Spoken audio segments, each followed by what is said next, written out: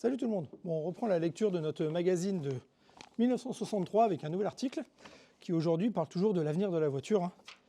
Donc aujourd'hui on parle évolution du phénomène automobile et dans cet article aujourd'hui on nous présente une vision du futur et des différentes technologies qu'on va mettre en application pour l'avenir de l'automobile jusqu'à l'an 2000, vous verrez.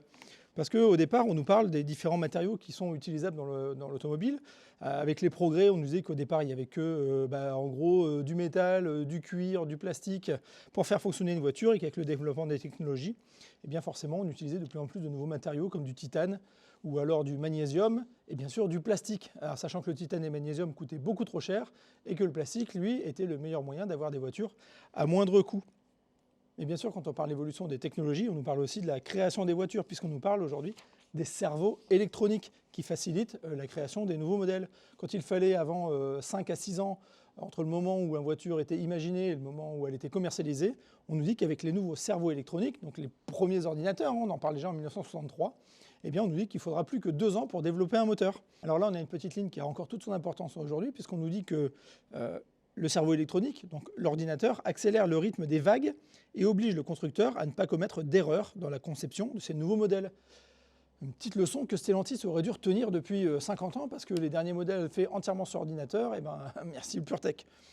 Alors bien sûr, quand on parle d'électronique, on nous parlait aussi de voitures autonomes déjà en 1963. Et on nous dit en théorie, on pourrait tout imaginer sur une voiture, disions-nous, tout sauf la conduite automatique qui reste une utopie complète en raison de la prodigieuse quantité d'informations dont il est nécessaire de tenir compte pour conduire une automobile. Alors bien sûr, on nous fait un comparatif avec le cerveau et l'œil humain, et on nous parle d'un fameux perceptron, une espèce d'œil artificiel qui était loin de tenir ses promesses. Bon, en étant en 1963, on peut leur pardonner qu'ils n'ont pas été capables d'imaginer ce qu'on a aujourd'hui dans nos voitures. Alors bien sûr, on continue l'article et on nous parle d'une mutation, puisqu'on nous explique que bien sûr, le moteur thermique, ce n'est pas l'idéal. Alors on nous propose différentes solutions pour remplacer le moteur thermique qui pour eux n'a pas d'avenir.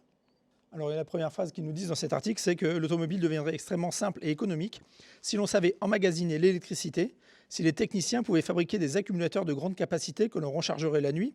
Non seulement la conduite serait infiniment plus agréable et le véhicule ne dégagerait aucun produit nocif, mais l'économie à puissance égale dépasserait les 60%. Et pour eux, l'avenir, déjà en 1963, c'était la voiture électrique, puisqu'en début d'article, ils nous rappellent que les premières voitures étaient également des voitures électriques. Il est sans doute trop tôt, bien entendu, pour entrevoir comment évoluera l'automobile elle-même. Nous croyons toutefois que dès la période 65-75, le sens de la mutation pourrait se dessiner, le moteur à explosion ayant probablement peu de chances de voir la fin du siècle.